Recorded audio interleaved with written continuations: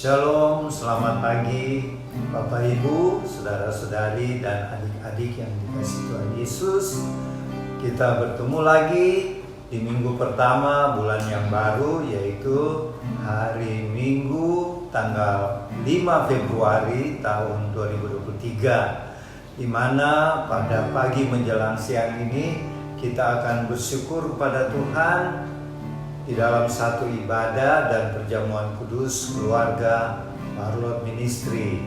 Untuk itu, mari kita siapkan hati kita, diri kita untuk menghadap Tuhan lewat doa. Mari kita berdoa.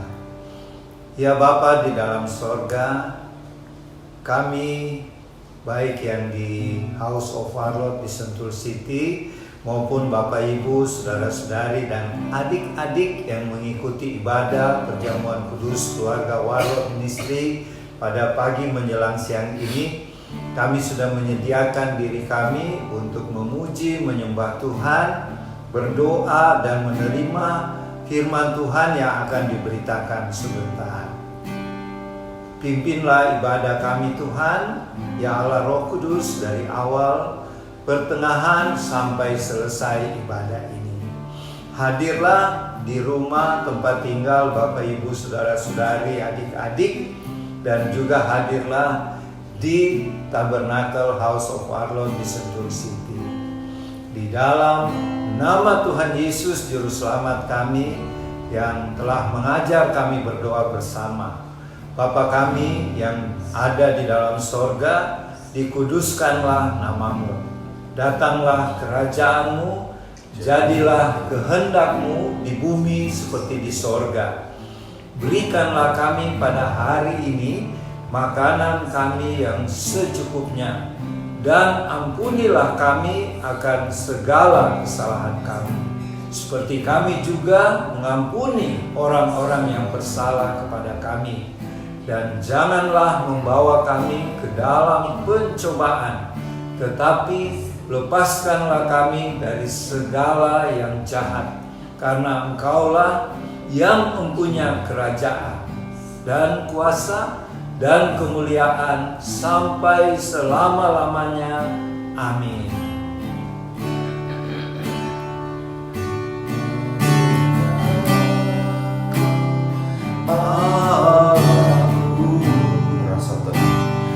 Rasa tenang hatiku, Kau sertai jalanku sepanjang hidupku. Hanya dekat Bapa, hanya dekat padamu. Ada kekuatan, ada kekuatan baru. Kaulah perlindunganku, keselamatanku.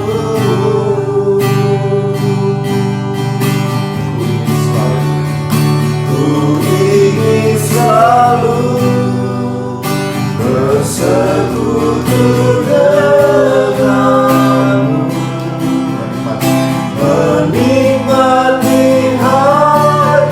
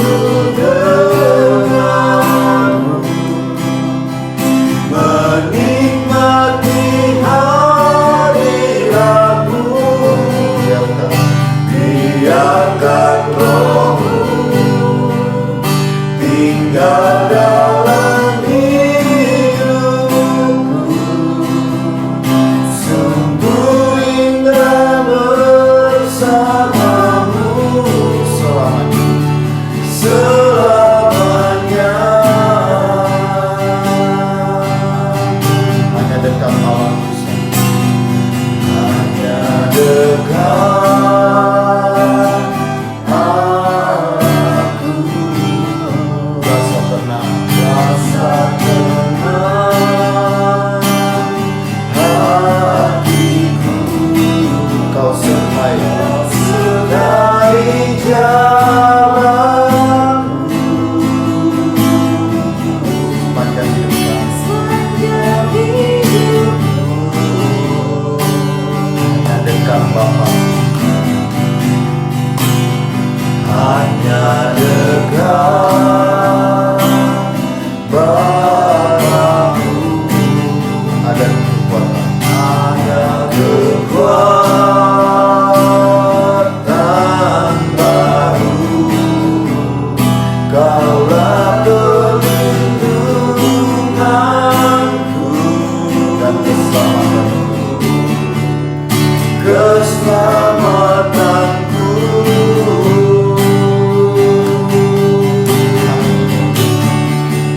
Ku ingin selalu bersekutu denganmu, menikmati hadiratmu. Biarlah Roh-Mu tinggal dalam hidupku.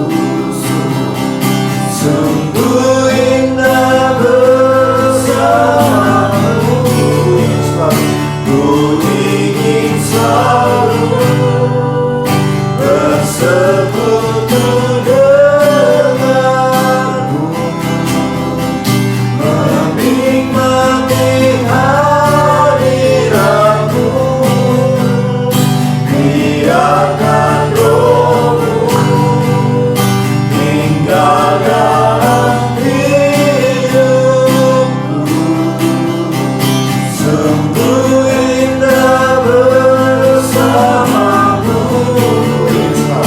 Ku ingin selalu bersekutu denganmu, menikmati hadiratmu. Biarkan Roh-Mu tinggal dalam hidupku. Sungguh indah bersamamu. Sekali lagi, ku ingin selalu bersekutu denganmu, menikmati hadiratmu. Biarkan Roh-Mu tinggal dalam hidupku. Sungguh indah bersamamu. Sungguh indah bersamamu. Sungguh indah bersamamu. Sungguh indah bersamamu selamanya.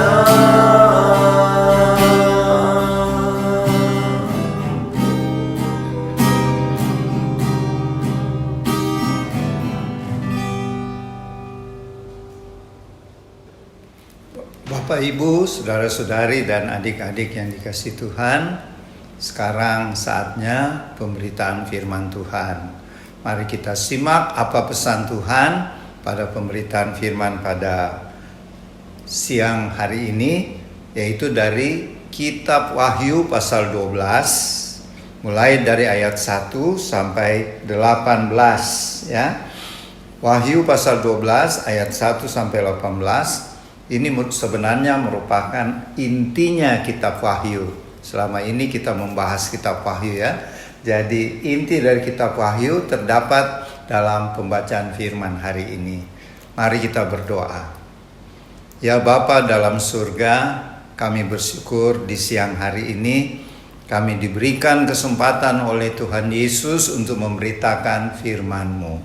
Mari Roh Kudus, pimpinlah hamba-Mu yang akan menyampaikan, sehingga mulut perkataan hamba yang dipimpin oleh Roh Kudus menyampaikan apa yang ingin Tuhan sampaikan bagi jemaat-Mu.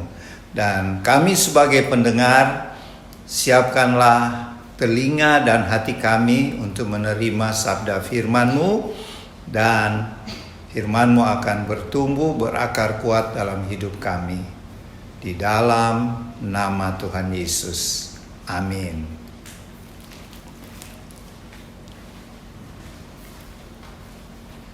Wahyu pasal 12 ayat 1 sampai 18.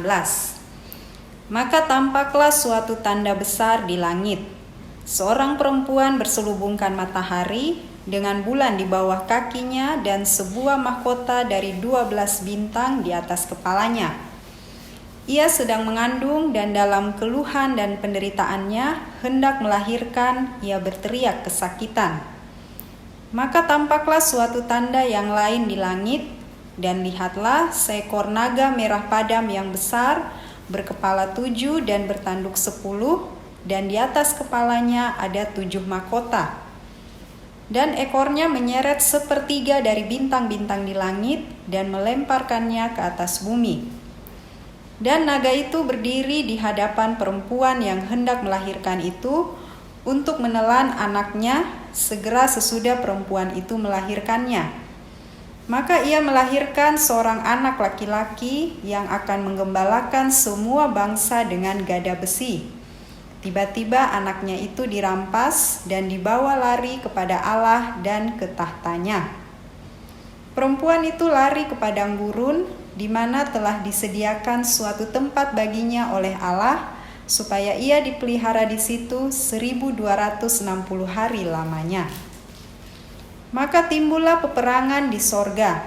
Mikael dan malaikat-malaikatnya berperang melawan naga itu, dan naga itu dibantu oleh malaikat-malaikatnya, tetapi mereka tidak dapat bertahan, mereka tidak mendapat tempat lagi di sorga. Dan naga besar itu, si ular tua yang disebut iblis atau Satan, yang menyesatkan seluruh dunia, dilemparkan ke bawah. Ia dilemparkan ke bumi bersama-sama dengan malaikat-malaikatnya. Dan aku mendengar suara yang nyaring di sorga berkata, sekarang telah tiba keselamatan dan kuasa dan pemerintahan Allah kita dan kekuasaan Dia yang diurapinya, karena telah dilemparkan ke bawah pendakwa saudara-saudara kita yang mendakwa mereka siang dan malam di hadapan Allah kita. Dan mereka mengalahkan Dia oleh darah anak domba dan oleh perkataan kesaksian mereka, karena mereka tidak mengasihi nyawa mereka sampai ke dalam maut. Karena itu bersukacitalah, hai sorga dan hai kamu sekalian yang diam di dalamnya. Celakalah kamu, hai bumi dan laut, karena iblis telah turun kepadamu dalam geramnya yang dahsyat, karena ia tahu bahwa waktunya sudah singkat. Dan ketika naga itu sadar bahwa ia telah dilemparkan di atas bumi, ia memburu perempuan yang melahirkan anak laki-laki itu. Kepada perempuan itu diberikan kedua sayap dari burung nasar yang besar, supaya ia terbang ke tempatnya di padang gurun, di mana ia dipelihara jauh dari tempat ular itu selama 1 masa dan 2 masa dan setengah masa. Lalu ular itu menyemburkan dari mulutnya air sebesar sungai ke arah perempuan itu, supaya ia dihanyutkan sungai itu. Tetapi bumi datang menolong perempuan itu. Ia membuka mulutnya dan menelan sungai yang disemburkan naga itu dari mulutnya. Maka marahlah naga itu kepada perempuan itu, lalu pergi memerangi keturunannya yang lain, yang menuruti hukum-hukum Allah dan memiliki kesaksian Yesus. Dan ia tinggal berdiri di pantai laut. Amin. Oke. Bapak, Ibu, saudara-saudari, adik-adik yang dikasihi Tuhan, kita sekarang masuk di Wahyu pasal 12 ayat 1 sampai 18. Kalau menurut hamba-hamba Tuhan, inilah inti dari kitab Wahyu ya. Kitab Wahyu itu 22 pasal. Dan pasal 12 ini pas di tengah-tengahnya juga. Dan ini sebenarnya pesan inti dari Tuhan Yesus kepada Rasul Yohanes. Dan Rasul Yohanes mendapat penglihatan, menulis dalam satu kitab yang sekarang kita baca disebut kitab Wahyu. Dan apa yang dilihat oleh Rasul Yohanes ya? Kalau minggu lalu kita bahas, dia melihat tentang 2 saksi Allah ya, yaitu Musa dan Elia ya. Dan sekarang ketika terjadi gempa bumi yang hebat, Rasul Yohanes diperlihatkan, ini penglihatan bersifat metafora. Metafora itu kiasan ya. Jadi Tuhan memperlihatkan kepada Rasul Yohanes ada 3 sosok, 3 pribadi. Siapa itu? Yang pertama, Tuhan memperlihatkan seorang perempuan berselubungkan matahari dan bulan di bawah kakinya dan memakai mahkota 12 bintang di atas kepalanya. Jadi yang pertama dilihat oleh Rasul Yohanes ialah seorang perempuan yang bermahkota 12 bintang. Kemudian perempuan itu sedang hamil, mengandungnya. Dan pribadi yang kedua dilihat siapa? Naga merah. Naga yang berwarna merah padam. Dan yang ketiga dilihat oleh Rasul Yohanes seorang anak yang dilahirkan oleh perempuan yang hamil itu. Pertanyaannya sekarang, siapa perempuan itu? Siapa naga yang berwarna merah padam? Dan siapa anak yang dilahirkan perempuan itu? Yang pertama, perempuan itu adalah bangsa Israel. 12 bintang yang mahkota itu adalah 12 suku Israel ya. Itu dulu. Meskipun ada pendapat dari saudara-saudara kita seiman dari gereja lain, perempuan itu katanya Bunda Maria. Tetapi kalau kita lihat Alkitab dan kita lihat di Perjanjian Lama, itu bukan Bunda Maria, itu adalah 12 suku Israel. Jadi perempuan ini mewakili bangsa Israel ya. Dan naga itu kita tahu siapa? Iblis. Kenapa dia berwarna merah padam? Karena dia jahat sekali ya. Jadi si iblis naga ini jahat sekali ya. Mau membunuh baik perempuan itu, yaitu bangsa Israel, maupun anak yang ada di kandungannya. Karena perempuan itu, bangsa Israel itu sedang hamil ya. Dan anak yang lahir itu ialah Yeshua HaMashiach, Tuhan Yesus Kristus. Nah, kalau kita baca keseluruhan dari pasal 12 ayat 1 sampai 18, ceritanya demikian ya. Ketika bangsa Israel dipilih Tuhan untuk Tuhan Yesus turun kelak, yaitu melalui kandungan Bunda Maria ya. Tapi perempuan di sini bukan Bunda Maria, itu adalah bangsa Israel.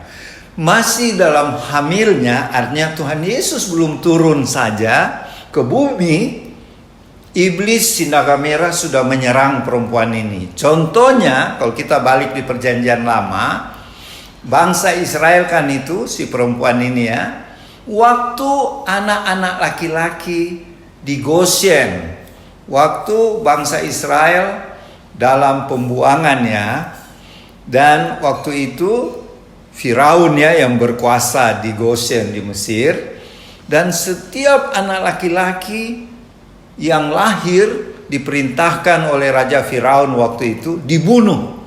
Inilah Firaun dipakai oleh naga merah si iblis untuk mencegah lahirnya seorang anak, yaitu juru selamat. Dia tidak tahu kan kapan. Si iblis tidak tahu. Jadi masih zaman Israel Perjanjian Lama, perempuan yang dikatakan dalam firman ini, semua anak laki-laki zamannya Musa itu dibunuh ya. Itu supaya tidak ada itu anak laki-laki yang mau lahir. Tapi gagal ya. Tuhan melindungi Musa. Musa dibuang ke sungai dan dipungut oleh putri Firaun. Nah itu, Tuhan tetap menyelamatkan. Jadi Bapak Ibu saudara-saudari, kita adalah Israel rohani di akhir zaman. Kita tidak usah takut terhadap iblis sebab dia sudah kalah, ya. Dan selanjutnya kita ingat lagi waktu zaman Tuhan Yesus lahir. Itu Herodes waktu itu raja di Israel dipakai iblis lagi untuk mencegah si anak yang baru lahir itu, yaitu Herodes memerintahkan setelah orang Majus pulang ke negaranya di Irak dan Iran, Herodes memerintahkan membunuh semua bayi-bayi di bawah 2 tahun. Jadi ceritanya setelah 2 tahun kemudian si orang Majus sudah pulang, Herodes memerintahkan semua bayi-bayi di bawah umur 2 tahun dibunuh. Nah inilah tingkah laku naga merah itu dia pakai lagi Raja Herodes, ya. Nah itu, jadi zaman Musa bayi-bayi dibunuh, zaman Tuhan Yesus lahir di Bethlehem anak-anak 2 tahun sampai bayi dibunuh. Itu ulah dari naga merah dia pakai Herodes. Dan yang paling hebat bangsa Israel di abad ke-20, Hitler yang dipakai iblis untuk membunuh orang-orang Israel. Dan kita tahu banyak sekali orang Yahudi, orang Israel dibunuh oleh Hitler sampai jutaan, ya. Inilah yang diceritakan di Wahyu pasal 12, ulahnya, tindakannya naga merah si iblis mau menghancurkan bangsa pilihan Allah, karena dari situlah Tuhan Yesus lahir, ya. Kemudian kita lihat, jadi si naga merah tunggu-tunggu terus kapan ini anak yang lahir, tetapi lolos selalu, ya. Kemudian Tuhan Yesus sudah dewasa, dia melayani dan dia naik ke sorga. Itulah yang dikatakan pada ayat berapa, ya? Tiba-tiba anaknya itu dirampas dan dibawa lari kepada Allah dan ke tahtanya. Wahyu 12 ayat 5. Itu berarti Tuhan Yesus setelah bangkit dibawa ke sorga. Itu, ya, ayat 5b. Kemudian perempuan itu, bangsa Israel, dibawa ke padang gurun di mana disediakan satu tempat oleh Tuhan Allah, dan dia dipelihara, perempuan itu bangsa Israel itu, ya, selama 1260 hari lamanya. Berapa lama itu 1260 hari? 3,5 tahun. Jadi 3,5 tahun itu angka yang selalu dipakai Tuhan. 3,5 tahun bangsa Israel diamankan, artinya selama masa-masa kesukaran Tuhan selalu pelihara bangsa Israel, ya. Yang terakhir setelah sebelum zaman Tuhan Yesus datang, bangsa Israel mau dimusnahkan, Tuhan dibuang mereka ke Babilonia, ke Asyur, tetapi Tuhan tetap pelihara mereka. Bangsa Israel tidak musnah. Bahkan yang paling hebat zaman Hitler, Tuhan juga tetap pelihara. Sekalipun bangsa Israel terserak kemana-mana. Sejak zaman pembuangan di Asyur, Babilonia, sampai ada cerita sampai sekarang, ada 10 suku yang tersebar ke seluruh dunia. Ada yang di Afghanistan, ada yang di Tiongkok, ada juga di Indonesia, yaitu suku di Maluku, yaitu suku Alafuru, dan di Batak itu yang Parmalim sekarang, dan di Maluku, di Manado ada di suku Yehuda. Katanya begitu, ya, itu menurut penyelidikan para ahli. Jadi Bapak Ibu Saudara-saudari, dalam kesusahan yang kita akan alami, kita tidak usah takut. Kalau Tuhan tetap memelihara perempuan bangsa Israel yang dalam pembacaan kitab Wahyu ini, kita juga adalah Israel rohani di akhir zaman. Tuhan pasti tetap pelihara. Seperti yang saya dengar dari Ibu Evangelis, Ibu Nani, adik dari almarhum Pendeta Yusak Cipto, kita orang Israel rohani akan dipelihara Tuhan seperti Nabi Elia di Sungai Kerit. Hebat, ya, dijaga secara supernatural, ya. Elia tidak bekerja, tapi burung gagak tiap hari bawa roti. roti daging lagi, jadi kayak McDonald ya, dibawa oleh burung gagak. Itu ajaib ya, karena burung gagak biasa makan daging, tapi karena Tuhan perintahkan, burung gagak pun taat. Ya, dia bawa daging itu ke Nabi Elia yang ada di Sungai Kerit. Kenapa? Karena dia mau dibunuh ya. Dan dia juga sudah menubuatkan kepada Raja Ahab 3,5 tahun masa kering. Nah, ini 3,5 tahun lagi. Dan apa yang Ibu Evangelis Nani dapat, bahwa kita memasuki tahun 2023 ini, kita masuk 3,5 tahun masa kesusahan, seperti yang dialami Nabi Elia. Tapi kita tidak usah takut, seperti Tuhan memelihara Nabi Elia, kita juga dipelihara dengan cara supernatural yang ajaib ya. Kita kembali ke pembacaan kita. Kemudian pada ayat 7 sampai ayat ke-9, Rasul Yohanes melihat di sorga ada peperangan hebat antara Mikael dengan setan, yaitu Lucifer dengan pasukannya, dan dia dikalahkan oleh Mikael. Jadi iblis kalah, dibuang ke bumi, sehingga dia bertambah jahat karena dia harus dilempar dari sorga ke bumi. Dia menyerang keturunan perempuan itu, yaitu orang-orang Israel yang percaya Tuhan, untuk dia musnahkan. Tetapi waktu iblis dibuang ke bumi, kita melihat ada suara yang nyaring di sorga. Kita tidak tahu siapa yang berbicara ya, tapi yang jelas dikatakan, Yohanes berkata di ayat 10, aku mendengar suara yang nyaring di sorga. Nah, inilah intinya kitab Wahyu, yaitu dikatakan gini, oleh suara yang nyaring, sekarang telah tiba keselamatan dan kuasa dan Allah kita memerintah. Siapa dia? Tuhan Yesus. Inilah proklamasi dari seseorang yang kita tidak tahu ya, tapi saya duga itu adalah malaikat Sandalfon. Siapa itu Sandalfon? Itu Henoh yang diangkat hidup-hidup ke sorga. Dia menggantikan Lucifer yang dibuang ya.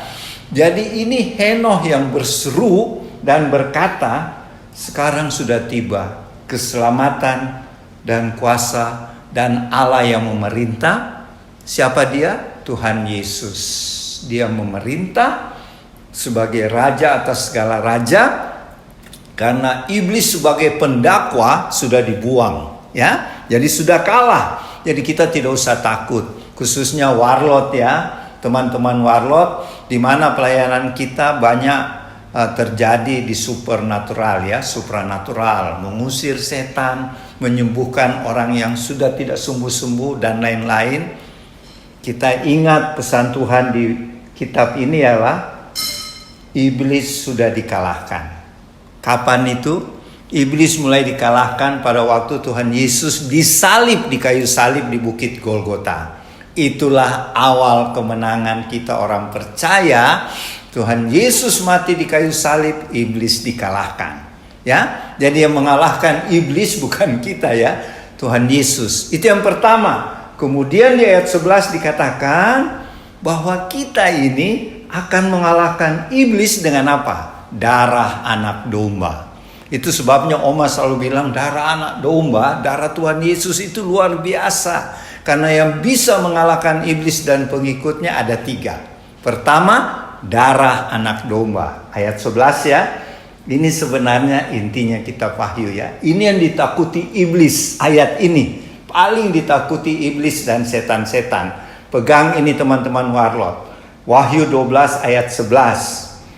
Yaitu pertama, kita bisa mengalahkan iblis dan pengikutnya.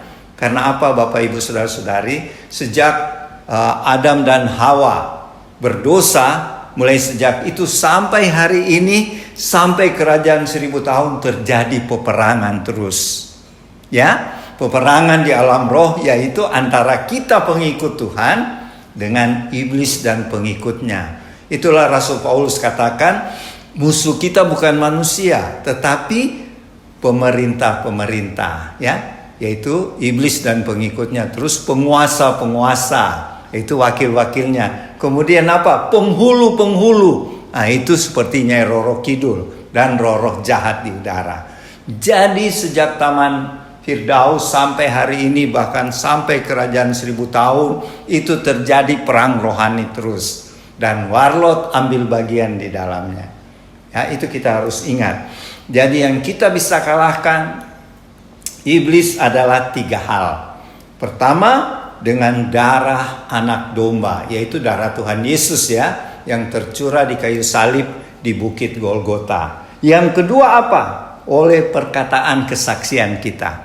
Jadi Bapak Ibu, saudara-saudari, khususnya warlot, kalau kita pergi melayani dan kita bersaksi tentang Tuhan Yesus, itu bukan berarti kita sombong. Itu kita punya senjata menghancurkan iblis. Di sini dikatakan oleh darah anak domba, oleh perkataan kesaksian kita. Apa yang kita saksikan? Yaitu kita hidup sekarang oleh karena Tuhan Yesus. Itu kesaksian kita. Kita bisa hidup berkelimpahan, hidup bertahan sampai hari ini karena kesaksian kita. Tuhan Yesus memelihara kita. Ini yang ditakuti iblis ya, dan setan-setan.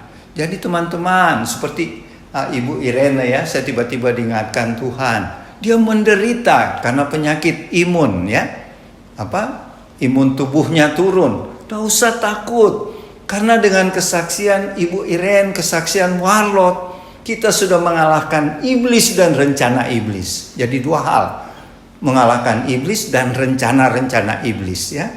Kemudian yang ketiga apa? Karena mereka tidak mengasihi nyawa mereka. Jadi yang pertama oleh darah anak domba, yang kedua kesaksian kita, warlot, dan yang ketiga kita tidak mengasihi nyawa kita. Ini sebenarnya kiasan yang artinya apa? Menyangkal diri. Menyangkal diri, pikul salib. Jadi ini 3 senjata warlot. Tolong disimak. 1, darah anak domba, kesaksian hidup kita, dan yang ketiga kita harus menyangkal diri, pikul salib. Waktu kita menyangkal diri, berarti Tuhan Yesus yang tinggal dalam kita, bukan kita lagi. Hidupku bukannya aku lagi, tetapi Tuhan Yesus yang diam di dalam aku. Itu iblis pasti ketakutan, ya. Dan semua rencana iblis akan gagal. Nah, itulah intinya sebenarnya kitab Wahyu ya. Karena itu bersukacitalah hai penduduk sorga dan di bumi. Itu suara tadi ya, yaitu Henoh yang sudah menjadi malaikat ya. Kemudian yang di ayat 13 sampai 18 dikatakan, waktu naga itu sadar, iblis itu sadar dia dibuang ke bumi, dia menyerang lagi perempuan itu, yaitu bangsa Israel ya. Itu kita bisa lihat yang terakhir waktu Hitler. Dan sekarang bangsa Israel tetap diserang oleh musuh-musuhnya ya. Tetapi Tuhan tetap melindungi perempuan atau bangsa Israel itu. Kalau kita bawa di kehidupan kita, kita adalah Israel rohani. Sekalipun kita diserang oleh apapun, Tuhan tetap pelihara melindungi kita ya. Kemudian perempuan itu, bangsa Israel itu dikasih kedua sayap dari burung nasar yang besar. Dan ini diterjemahkan oleh hamba-hamba Tuhan, itu burung nasar itu bukan burung nasar ya, itu Mikael. Karena waktu Rasul Yohanes dapat penglihatan, dia lihat seperti burung nasar yang besar, padahal itu Mikael, yaitu panglima malaikat yang diutus Tuhan untuk melindungi bangsa Israel. Kita lihat saja waktu perjalanan di padang gurun, yang jalan di depan Mikael ya. Setelah Tuhan dikecewakan, mulai saat ini sampai ada lagu yang terkenal itu, jika engkau tidak besertaku, aku tidak mau berjalan. Siapa yang berkata itu? Musa. Karena Tuhan sudah kecewa, Tuhan mau tinggalkan bangsa Israel. Tapi doa Musa sehingga Tuhan tetap mencintai Israel, dan Mikael yang diutus. Mikael yang memimpin selanjutnya sampai masuk tanah Kanaan. Ini yang dikatakan, dilihat oleh Rasul Yohanes, perempuan itu, bangsa Israel itu dikasih sayap burung nasar dan dibawa terbang ke padang gurun. Padang gurun itu sebenarnya metafora juga, kiasan, yaitu tempat perlindungan ya. Di padang gurun itu Tuhan pelihara bangsa Israel, dikasih makan roti mana, dikasih makan burung puyuh, Tuhan sediakan semuanya. Dan kemudian si ular itu dia menyerang lagi, menyemburkan mulutnya seperti air sungai untuk membuat perempuan itu hanyut dan mati ya. Ini kiasan sebenarnya. Air sungai itu artinya serangan dari bangsa-bangsa lain yang mengepung Israel yang dipimpin oleh iblis ya. Tetapi dikatakan ayat selanjutnya, bumi datang menolong perempuan itu. Bumi itu kiasan, bumi itu kan ciptaan Tuhan. Jadi Tuhan pakai apa yang ada di bumi, ya tentu bangsa-bangsa lain atau siapapun untuk melindungi bangsa Israel. Akhirnya marahlah naga itu kepada perempuan itu, tapi karena tidak berhasil, karena bangsa Israel tetap dilindungi Tuhan, dia menyerang lagi keturunan yang lain. Keturunan yang lain yaitu termasuk kita ya, bangsa Israel rohani. Kita juga diserang iblis luar biasa. Tapi jangan takut, kita pegang, ada 3 hal kita bisa kalahkan. Pertama, Tuhan sudah kalahkan di kayu salib. Kemudian kita bisa kalahkan iblis dengan darah anak domba, dengan kesaksian kita, dan menyangkal diri pikul salib. Itu yang iblis paling takut. 3 senjata ini ya. Jadi kemudian di ayat 18, dan ia, si naga merah itu, iblis itu tinggal berdiri di pantai laut. Apa artinya? Dia menunggu lagi menyerang bangsa Israel. Dia menunggu lagi menyerang Israel rohani, yaitu termasuk kita. Tapi jangan takut, Tuhan menyertai kita. Ya, itu yang bisa saya sampaikan tentang firman Tuhan pada siang hari ini. Nanti Om Apalar yang melengkapinya. Selamat siang Bapak Ibu Saudara-saudari di rumah, teman-teman warlot yang mengikuti kebaktian kami pada siang hari ini. Selamat jumpa lagi. Kita hari ini membahas mengenai Wahyu 12. Wahyu 12. Apa yang Opa sudah katakan tadi, saya sedikit menambahkan ataukah dengan pengertian yang berbeda. Karena firman Tuhan itu, sebagaimana pernah saya katakan, bahwa firman Tuhan itu tiap orang asal di dalam Tuhan, dia bisa lihat, atau kita sendiri bisa melihat firman itu dari sudut apa? Pribadi, keluarga, persekutuan atau gereja. Ya, semua bertumbuh di dalam Tuhan. Sekarang saya melihat hanya menyimpulkan secara garis besar bahwa Wahyu 12 ini sangat bertumbuh firman ini setiap orang, seperti yang saya katakan tadi. Setiap pribadi mau melihat itu dari sudut pandang apa, ya.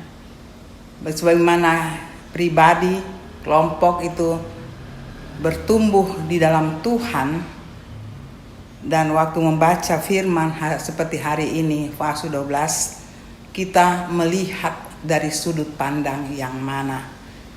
Tetapi semua ini yang kita baca pada hari ini, semua firman masuk di situ. Ya. Dan intinya firman ini bahwa seperti Opa katakan tadi, bahwa inilah inti. Iya, benar, itu sangat benar. Nah, tiap orang mengembangkan dari sudut pengertian apa, ya. Saya ulangi lagi. Nah, di sini kita baca ada perempuan dan naga, ya. Ada naga, ada kemenangan, ada naga pemburu perempuan itu. Setiap ayat di sini kalau saya baca, dia tidak dengan kronologis, tapi ada gambaran di situ. Kita bisa tahu. Saya ulang sedikit dari minggu yang lalu, sudah berapa kali saya katakan, membaca Wahyu tidak bisa dengan pengertian hanya perikop itu atau hanya Wahyu itu. Membaca Wahyu kita harus tahu Tuhan. Paling tidak kita tahu isi Alkitab dari awal sampai akhirnya. Seperti Opa katakan, inilah inti Wahyu. Ya, yang tadi dikatakan inilah inti Wahyu, itu sangat benar. Ya. Jadi kita harus, pembacaan hari ini kita harus tahu firman. Nah, sekarang tahu firman itu dilihat dari sudut tiap orang berbeda. Ya. Kita tahu isinya kah, ayatnya kah, atau keseluruhan. Kalau kita baca Wahyu 12 pada siang hari ini, bahwa Wahyu 12 adalah itulah inti yang Opa katakan, inti dari kitab Wahyu, dan itu juga kalau saya bisa katakan itulah inti firman. Ya. Jadi yang perempuan dan naga itu, banyak orang berkata bahwa perempuan itu adalah bangsa Israel. Perempuan itu adalah seperti yang Opa katakan, adalah Maria, ibu Yesus. Memang kalau diperkecil bisa, ya bisa, dan dia pada akhirnya hidup dalam kemenangan. Dan siapa itu ibu Yesus atau Israel? Tapi pada akhirnya hidup dalam kemenangan. Jadi di sini perempuan ini dikatakan dia sedang mengandung. Saya tidak satu dengan satu, karena kalau tiap ayat itu seperti melompat. Jadi itu memang kita harus tahu firman. Tidak ada kronologis di situ. Kita harus tahu firman. Kalau kita waktu melompat ayat berikutnya biasa sudah tidak bersambung lagi. Tapi kalau karena kita tahu firman dengan karya Roh Kudus, kita diingatkan. Nah, perempuan itu lagi mengandung, ya, dalam kesakitan, dan di situ ada naga. Ini kita awal perempuan dan naga. Iblis itu sudah dikalahkan. Jadi iblis itu adalah lawan kita. Perempuan itu adalah bangsa Israel, adalah kita, ya, yang akan Tuhan pakai melalui bangsa Israel melahirkan melahirkan suatu penyelamat bagi kita. Saya simpulkan di situ, ya. Saya tidak ahli Alkitab, tapi saya baca, saya buka, dan Roh Kudus memberi pengertian itu. Tapi karena ada lawan, karena perempuan itu memberikan kita seorang penyelamat, iblis tahu. Iblis marah. Jadi itu ada dari sekarang yang kita ngomong ini adalah perempuan naga. Dan yang ketiga adalah anak. Jadi di dalam perikop ini ada 3 oknum. Ya. 3 oknum yang beracara di pembacaan kita. Jadi perempuan bisa kita katakan adalah bangsa Israel. Perempuan itu, setelah perempuan itu ada anak. Anak itu mau dihancurkan juga adalah Tuhan Yesus yang menyelamatkan kita. Nah, baru naga dan perempuan saja di situ kita sudah menang. Dengan anak adalah Tuhan itu mengalahkan naga itu. Itulah darah anak domba. Saya tidak panjang, ya, jadi saya singkatkan saja. Jadi karena saya bisa mengulang lagi dari yang Opa bilang. Jadi saya simpulkan saja, naga dan perempuan itulah untuk saya katakan malam ini. Saya ulangi lagi adalah bangsa Israel yang mau dikalahkan oleh naga, karena melalui bangsa Israel lahirlah seorang putra, yaitu Tuhan Yesus, penyelamat dunia. Ya, bagaimana naga itu melawan, berperang, ya, sampai naga itu sendiri dikalahkan oleh siapa? Anak itu, yaitu Tuhan Yesus, oleh darah anak domba. Ya, setelah dikalahkan itu kita menang. Kemenangan itu yang tadi kita menyanyi tadi, sekarang telah tiba waktunya, dan seterusnya. Itu pernyataan, ya, pernyataan dari kemenangan yang kita sudah miliki. Nah, di situ naga kalah karena kemenangan. karena darah anak domba. Ya. Tapi naga juga tidak berhenti untuk menyerang. Siapa yang dia serang? Itulah turunan dari perempuan itu. Siapa? Adalah kita. Kita yang diserang dengan tanpa putus asa. Dia tidak bisa menyerang daripada anak domba, yaitu Tuhan Yesus.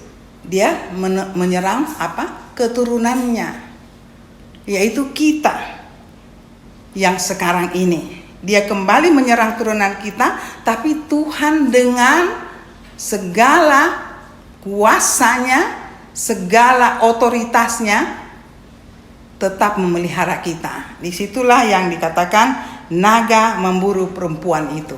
Jadi memburu kita Israel baru.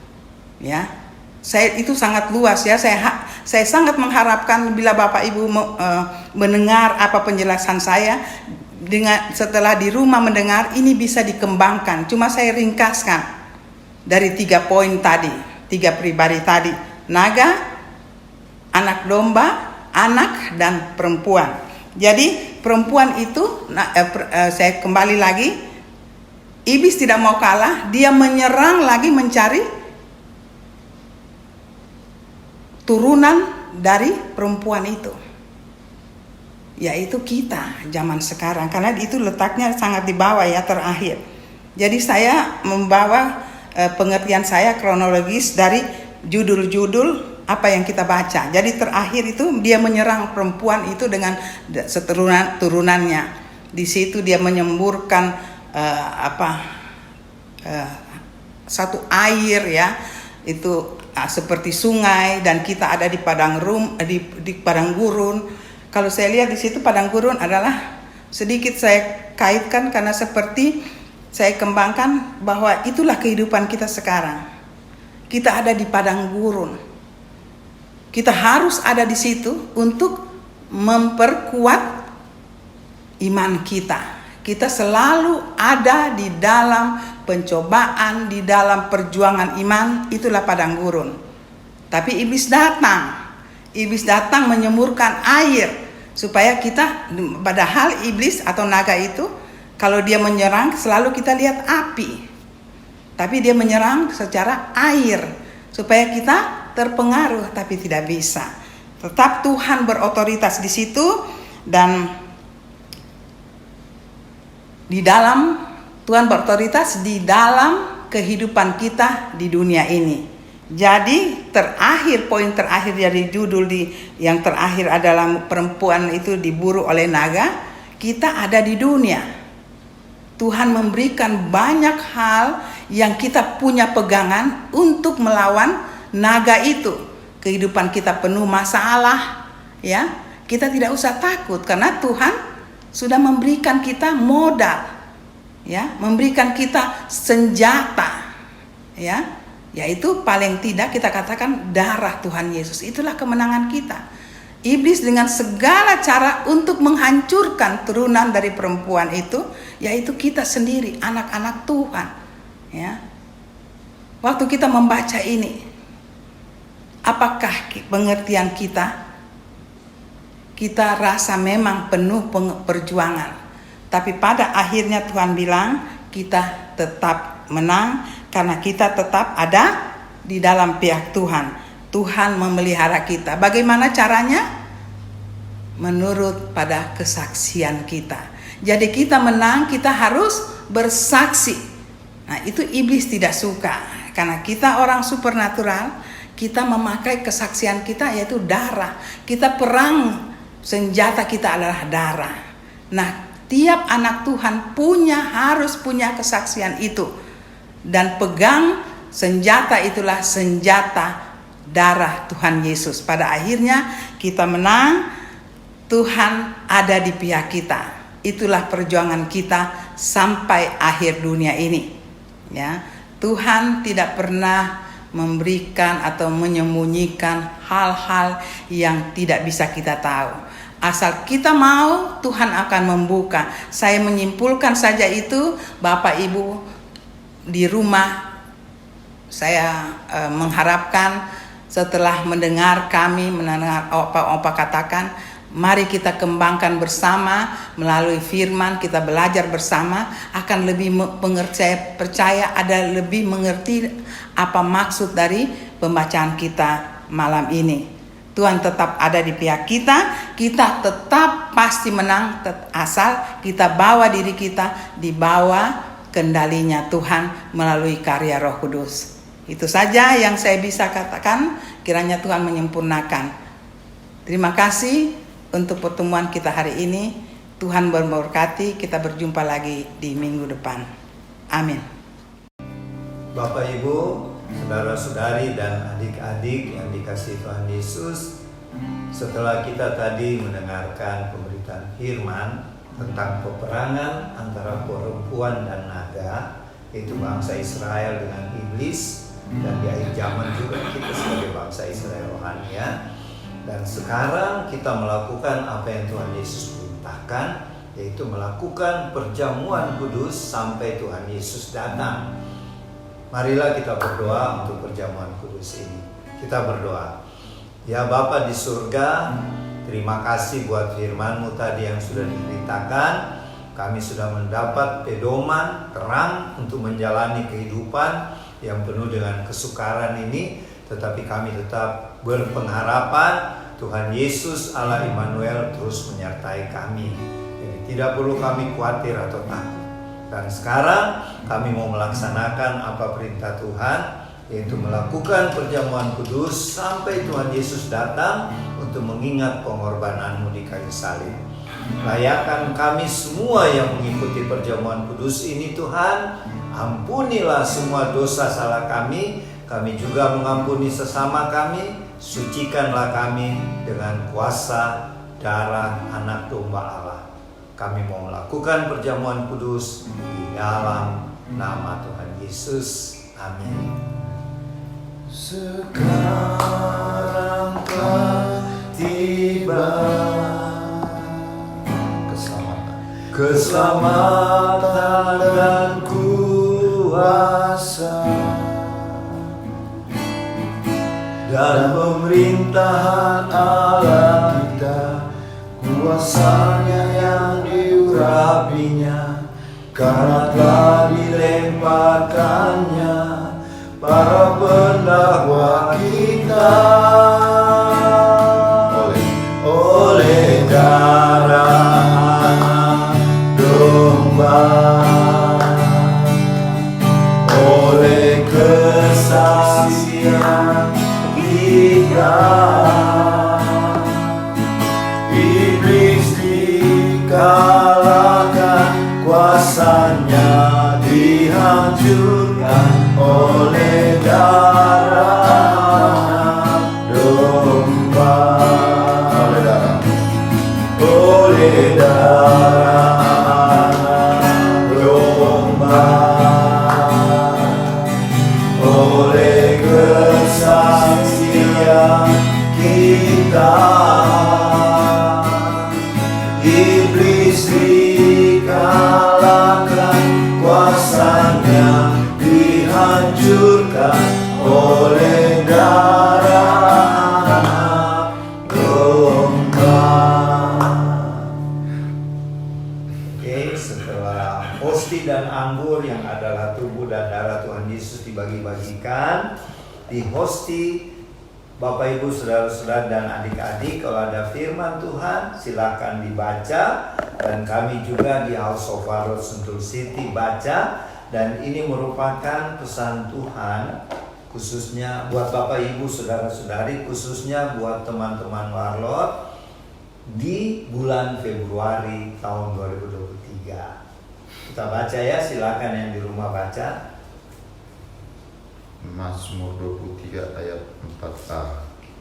Sekalipun aku berjalan dalam lembah kekelaman, aku tidak takut bahaya, sebab Engkau besertaku. Tuhan Gembala yang baik. Siapa yang mau meninggal ya, Mak? Yang terakhir jadi sudah 40. Matius 5 ayat 4, berbahagialah orang yang berduka cita karena mereka akan dihibur. Sama. Yang terakhir Jendri kan yang meninggal. Jendri Ica punya suami. Saya dapat Ya. ini. Oh itu dah. Ada lagi Tahu mau siapa meninggal. yang- Yang sakit-sakit coba ingat. Siapa ada yang sakit? Mama bilang ada yang sakit doakan. Iya. Mama dulu kan papa. Sebab hidup kami ini adalah hidup karena percaya, bukan karena melihat. Tetapi karena percaya. Ya. Terakhir, pergunakanlah waktu yang ada karena hari-hari ini adalah jahat. Jadi cocok ya.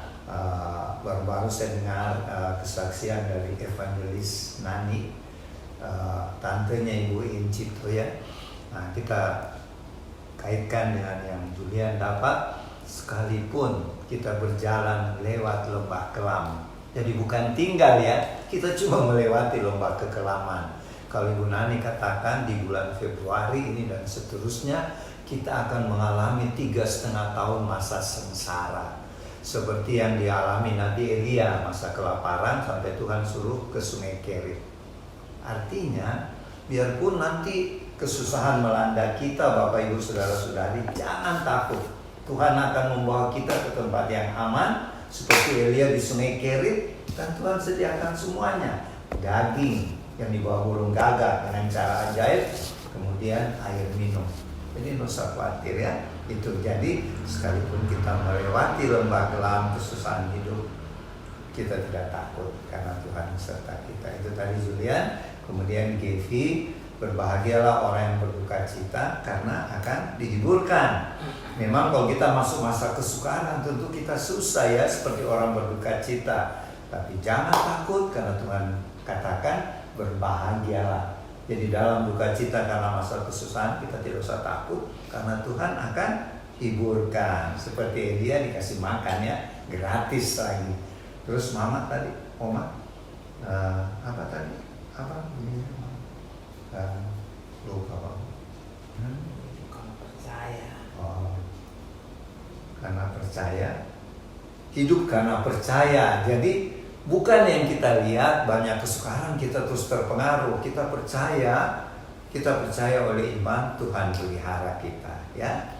Terus yang terakhir, Opa dapat kita harus pergunakan waktu yang ada karena hari-hari semakin jahat. Jadi cocok yang Ibu Nani dapat, dia seorang nabiah ya di Indonesia seperti sama kalau yang di luar negeri itu yang temannya apa nih?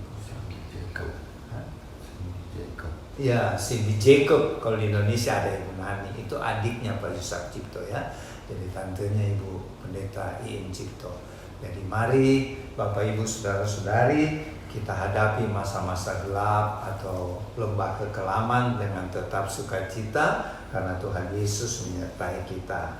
Mari kita angkat hosti yang adalah tubuh Tuhan Yesus, dan firman Tuhan berkata di 1 Korintus pasal 11 mulai dari ayat 23b sampai dengan ayat 25. Firman Tuhan berkata, Tuhan Yesus pada malam waktu Tuhan Yesus diserahkan mengambil roti, dan sesudah itu Tuhan Yesus mengucap syukur atasnya. Tuhan Yesus memecah-mecahkannya dan berkata, inilah tubuhku yang diserahkan bagi kamu. Perbuatlah ini menjadi peringatan akan aku. Kita ucapkan sama-sama. Tuhan Yesus, kami tetap ingat pengorbanan Tuhan sebagai anak domba Allah di kayu salib di Bukit Golgota yang sudah menganugerahkan kepada kami hidup yang kekal, keselamatan, dan juga tubuh jasmani kami sehat dan kuat untuk siap melayani Tuhan. Kami terima tubuhmu Tuhan dengan iman di dalam nama Tuhan Yesus. Silakan makan dengan imannya.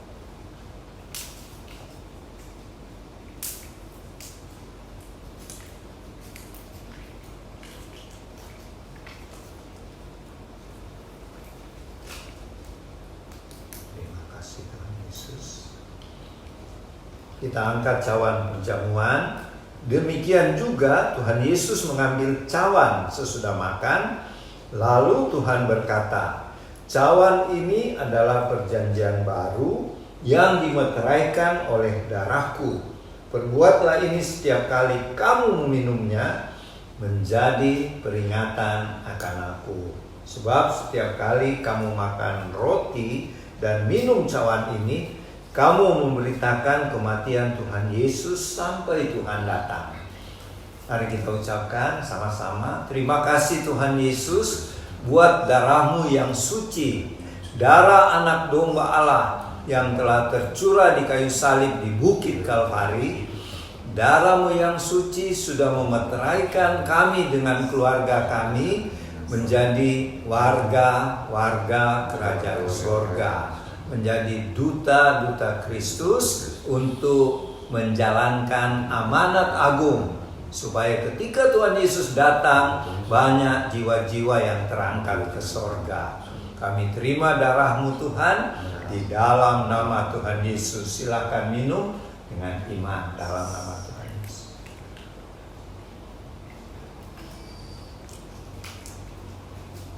Setelah kita terima tubuh dan darah Tuhan Yesus, mari kita ucap syukur dengan pujian. Oleh darah anak domba, oleh kesaksian kita, iblis dikalahkan, kuasanya dihancurkan oleh darah anak domba, oleh darah anak domba, oleh kesaksian kita, iblis dikalahkan, kuasanya dihancurkan oleh darah domba. Sekarang tiba keselamatan dan kuasa dan pemerintahan alamiah, kuasanya yang diurapinya, tetaplah dilemparkannya para pendahulunya oleh darah domba, oleh kesaksian kita, iblis dikalahkan, kuasanya dihancurkan oleh darah domba, oleh darah domba, oleh kesaksian kita, iblis dikalahkan, kuasanya dihancurkan oleh darah domba, oleh darah, oleh darah, oleh darah domba.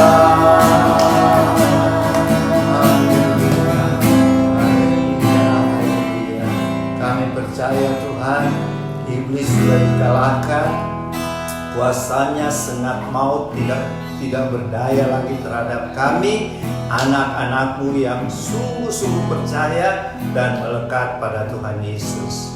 Terima kasih Tuhan, kami bisa beribadah di siang hari ini.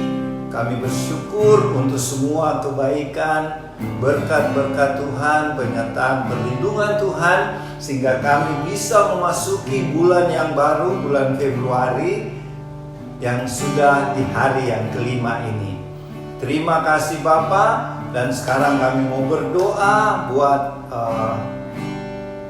Bapak Presiden Joko Widodo sekeluarga. Berkatilah dan berikanlah beliau hikmat, takut akan Tuhan, sehingga menjalankan pemerintahan, roda pemerintahan dengan bersih, adil, dan terus naik bukan turun.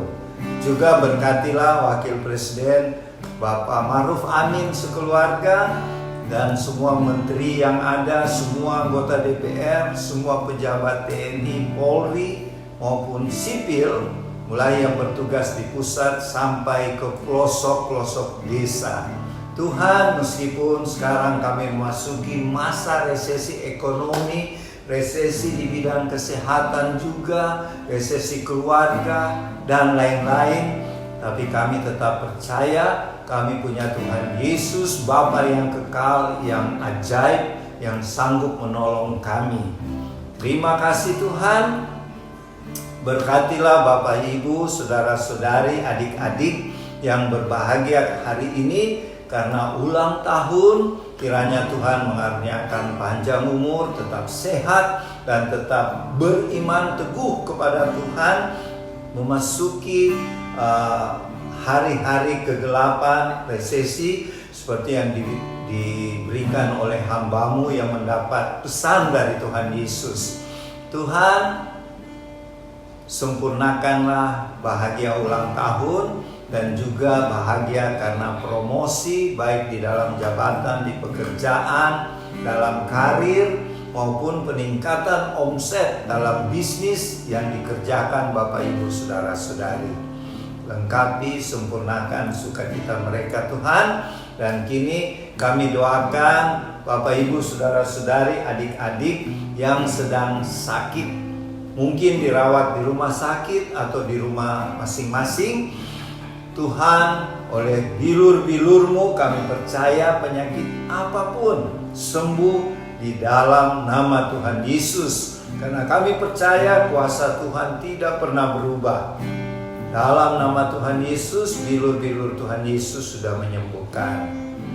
Dan kami doakan juga bagi anak-anak kami, saudara-saudara kami, cucu-cucu kami yang masih dalam pendidikan, studi, baik di tingkat sekolah dasar, menengah maupun lanjutan, dan di perguruan tinggi, bahkan pasca sarjana, atau sedang mengikuti training dalam perusahaan, kantor, tempat bekerja.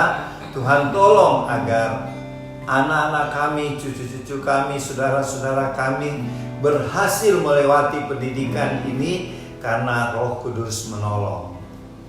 Tuhan, kami mohon lindungilah anak-anak kami, para pemuda, remaja yang sedang dilanda permasalahan-permasalahan seperti pencurian anak-anak untuk menjual organ-organ tubuh. Kami mohon Tuhan, lindungilah keluarga-keluarga kami supaya tidak terjadi perangkap burung ini. Kami percaya perlindungan Tuhan adalah sempurna. Terima kasih Bapa. Berkatilah semua teman-teman Warlot, simpatisan Warlot dengan keluarga-keluarga, dan persiapkan kami Tuhan, sekalipun kami akan melewati masa resesi, tapi seperti Nabi Elia, setelah Tuhan kuatkan, kami juga dikuatkan Tuhan, dan kami siap melayani Tuhan, melayani sesama yang memerlukan pertolongan-Mu. Sehingga ketika pengangkatan terjadi, banyak jiwa-jiwa yang ikut terangkat bersama-sama dengan kami, yang sungguh-sungguh percaya dan mengasihi Tuhan Yesus. Terima kasih Tuhan. Ingatkan kami untuk selalu berjaga-jaga dan berdoa, hidup dalam kekudusan dan kebenaran firman-Mu, sehingga ketika Tuhan Yesus datang kedua kali, kami mengalami pengangkatan bersama keluarga kami. Terima kasih Tuhan, dan sekarang kami mau terima berkat-Mu. Kiranya berkat-berkat dari Allah Bapa yang berlimpah-limpah secara jasmani dan rohani dan kasih karunia dari Tuhan Yesus Kristus, persekutuan dengan Allah Roh Kudus menyertai Bapak, Ibu, saudara-saudari, adik-adik, dan kami yang ada di House of Arrows Sentul City mulai siang ini sampai Tuhan Yesus datang di awan-awan permai. Kami mengalami pengangkatan bahkan sampai selama-lamanya. Di dalam nama Tuhan Yesus, amin. Terima kasih, ibadah telah selesai. Sampai berjumpa lagi minggu depan, 12 Februari tahun 2023. Shalom, Tuhan Yesus memberkati.